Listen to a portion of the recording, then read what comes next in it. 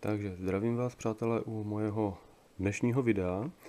A dneska, protože po vánoční čas a spousta z nás si udělala nějakou tu drobnou nebo větší vánoční radost, tak jsem dostal na vyzkoušení od kamaráda věc, která sice nepatří mezi absolutní novinky, ale přesto je to velice zajímavé a já bych se rád s váma o to podělil.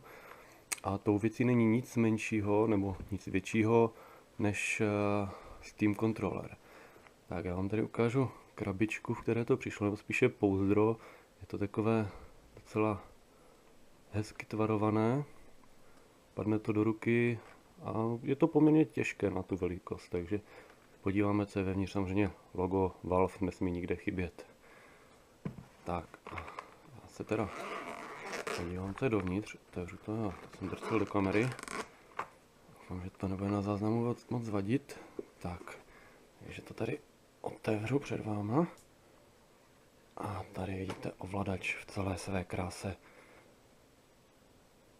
Tak, ovladač dáme zatím bokem, podíváme se první na příslušenství, s kterým je balený. Tak, musím si dát pozor, nedrsám do kamery. Takže máme tady vlastně USBčkový donglik. Je to pravděpodobně klasická Wi-Fi na 2,4 GHz, to se za chvíličku podíváme blíže. Dvě tužkové baterie. A tady je taková malá dokovací stanice, dalo by se říci. Je to připojené přes micro USB. Je to docela těžké a je to proto, abyste si to mohli dát na stůl, pokud nemáte přední USB. To si ještě ukážeme. A samozřejmě propojovací micro USB kabel. Já nevyužiju tento, mám tady svůj, takže tenhle dáme bokem, zpátky do obalu. Tak a nyní se podíváme tedy na ten donglik, včetně té dokovací stanice. Donglik samozřejmě nesmí chybět, opět logo Steamu, aby bylo jasné, že se jedná o Steam Controller. Je takový jako průměrná fleška, co je na dnešní dobu překvapivé, konektor pouze USB 2. Byť samozřejmě v tom není žádný problém, rychlost je dostatečná a je to klasická Wi-Fi. Tak dále je tady ta malá dokovací stanička. Je to teda vyrobeno z plastu, ale předpokládám, že vevnitř je nějaký kvádr, ať už z betonu nebo z železa, který slouží jako závaží. A v podstatě to jenom takto zasuneme dovnitř. Je to teda docela stuha, protože je to nové. Jo, zacvakne se to a máte takhle pěkný stojánek, který si můžete dát někde na stůl, což já zrovna teď udělám. A vezmu sobě teda kabel, který připojím do počítače. Nicméně donglík zatím připojit nebudu, protože vám první chci ukázat ten ovladač jako takový. Ještě si připravíme baterky, protože bez těch to nepůjde. Tak a teď teda k tomu ovladači.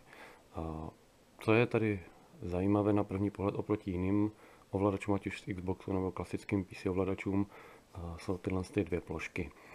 Není to nic jiného než obyčejné touchpady, ale s tím, že na tom levém, já to dám trošku z úhledu, to lépe vidět, jsou vyznačené jako kdyby směrové klávesy.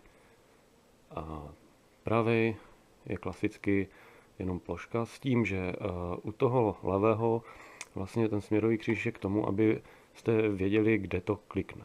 Jo, je tam vlastně pod tím schované tlačítko a na základě toho, kde se v tom směrovém kříži nacházíte prstem, tam to bere ten směr nebo případně tu funkci. Co se týče toho pravého, tam je úplně jedno, kde kliknete. Jo, zase je to jedno tlačítko pod celým tím touchpadem, kdy toto slouží v podstatě ve většině her na, řekněme, otáčení kamerou. Pak tady máme klasicky A, B, Y, X, je tady analogová páčka, dvě klávesy většinou pro nějaké menu a samotné zapínání. Dále jsou tady dva bumpery, dva triggery a samozřejmě USB konektor. Co je zvláštní na těch triggerech, já to zkusím zase tak, ať je to lépe vidět, oni jsou dvoupolohové. Jo, máte vlastně, že zmáčknete a tím pádem už běží nějaká funkce, jo, platí to pro obě strany a až jak domáčknete, což je slyšet cvaknutím, tak v tu ránu se zapne jako kdyby druhá funkce té klávesy. A dále tlačítka dole. To je novinka, která jsem zatím nikde jinde neviděl. Je to vpravo i vlevo máte vlastně tlačítka schované. Tak, otevřeme si kryt. A pod krytem samozřejmě není nic zajímavého, jenom prostě umístění baterek. Takže ukážeme si vkládání baterek, plusem dolů samozřejmě, a zasuneme do kraje. To samé druhá strana a zasuneme. Tak, v tuto chvíli snad to bude vidět, vylezly takové dvě páčky. Jedna tady, druhá zde. Když tu vytáhnu baterku, není nic jednoduššího, než mačknout páčku a baterka vám vyskočí. Jednoduché, chytré, funkční.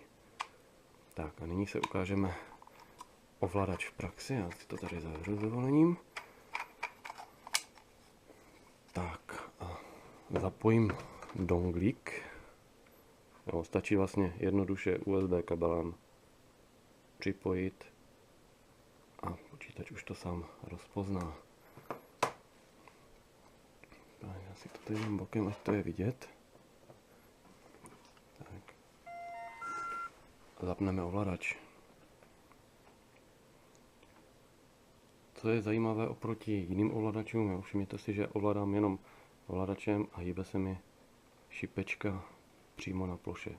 Jo, je to použitelné vlastně jako klasická myška, kdy nepotřebujete řešit nic jiného, než jenom ten ovladač. Takže pro nějaké, řeknu, lidi zvyklé fungovat jenom na nějaké pohovce před televizí, super věc. Tak a spustíme si tady, já tady mám Life is Strange, takže si moje teď nejoblíbenější gameska na dlouhé chvíle. A hlavně ona má plnou podporu toho ovladače, což je super, a proto my si ji teď spustíme a podíváme se na to. Tak, na pověru nepotřebujeme. Já si to tady zapneme. Jinak samozřejmě doporučovaný je režim Big Picture u Steamu, ale není to podmínkou. Pouze u toho Big Picture máte prostě možnosti nějakých dalších nastavení, protože ten ovladač umožňuje stáhnout si jako kdyby nastavení komunity. To znamená to, co si nastaví jiní hráči, si můžete stáhnout a ovládat pomocí přednastaveného, že si to nemusíte nastavovat sami. Nicméně já to tady nevyužívám, jednak ten ovladač mám půjčený, takže nechci to přehrávat, a druhak je to zbytečné, neboť ta hra sama o sobě to má celkem dobře zmáknuté. Tak a my se teď teda na to podíváme. Já se tady nějak dostanu do hry. Tak, dáme si tady noční můra, jo. A víte co, dáme pokračovat. Začátek vidět nepotřebujete, je to jenom prezentace toho ovladače, takže kašlem na to, jak je to za hrou, to si možná pustíme někdy jindy.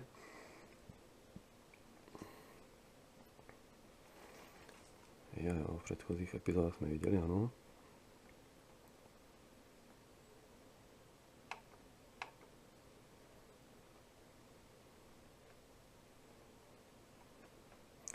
Jinak, když se nám teda načte ta hra, a co je pro spoustu lidí asi nejdůležitější na tom ovladači, je váha a to, jak sedne do ruky. Já musím říct, že na to, že jsem vlastně PCčkář, konzole nějak jako minuli, tak ten ovladač padne v celku dobře do ruky, byť je to samozřejmě věci zvyku. Co se mi na něm určitě líbí, je možnost té konfigurace. To je něco, co jsem si zatím u žádného jiného ovladače nevšiml, že by bylo. A taky docela dobrý stisk a odezva těch tlačítek. To je, si myslím, že docela podstatné u toho ovladače, ať vás prostě z toho nebolí ruce, když hrajete delší dobu. Naopak, co mě osobně se úplně tak jako nelíbí, je hlučnost těch tlačítek. Jo, já vám to za chvíličku ukážu, jakmile se dostaneme do té hry, kdy vlastně veškerý stisk těch kláves, pokud se nebavím o těch základních A, B, X, Y a vlastně toho analogu, tak ostatní klávesy jsou hrozně hlučné. Nevím, jestli je to věcí přímo tohohle konkrétního kursu ovladače, nebo je to prostě u všech, ale tohle mě osobně dost vadí. Nicméně, mačkám a uvidíme, doufám, obraz za chvilku. Jinak ten ovladač samozřejmě má odezvu, co se týče vibrací, tak jako dneska většina ovladačů. K tomu směřuje další moje výtka. A sice hlučnost toho vibračního motorku.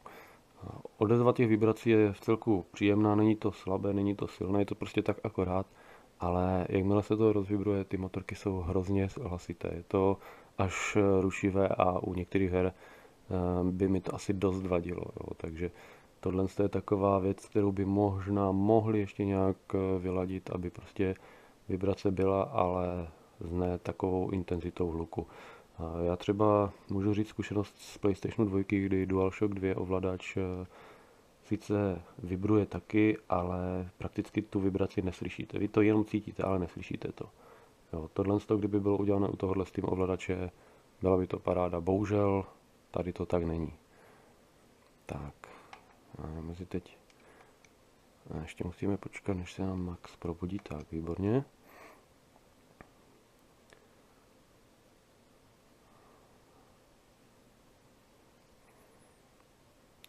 Tak a nyní, jo, tady ukážu, že vlastně otáčím kamerou. Analogem klasicky se hýbu. Jo, tady ta odezva je velice dobrá a v celku se mi to i zamlouvá, jak je to udělané. Tak, jsem přelil kytku, to jsem dělat neměl, a to vůbec nevadí. Jenom pro ukázku, takže o nic nejde. Ano, čím bude mít následky jistě. Tak, no a samozřejmě jsme tady v Life is Strange, tak co bychom si neudělali selfie, že jo? Super.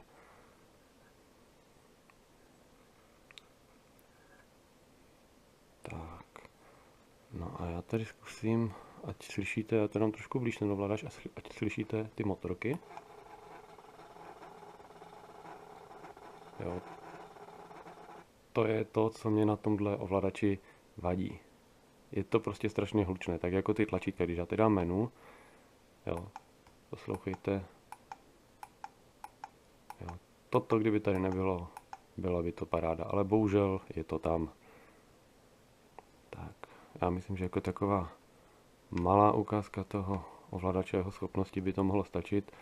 Jinak dají-li možnosti bohové a já nevím, co ještě, tak si ukážeme i jiné funkce. Plus časem možná vyzkoušíme Steam Link, což je další zajímavá hračička taková. Takže na to se můžete těšit zase příště. Pokud se vám to líbilo, dejte like, pokud ne, dejte dislike, komentujte, ptejte se.